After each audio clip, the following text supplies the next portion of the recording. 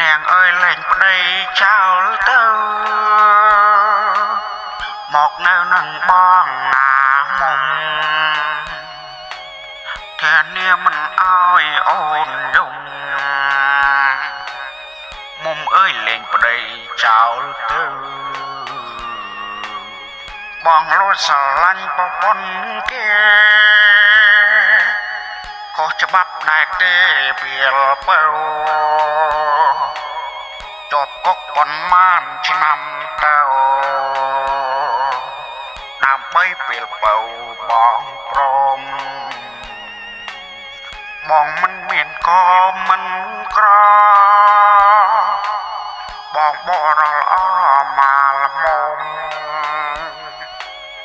បើសិនពិសីនាងព្រមចាប់ដៃរកស៊ីរើសកំប៉ុង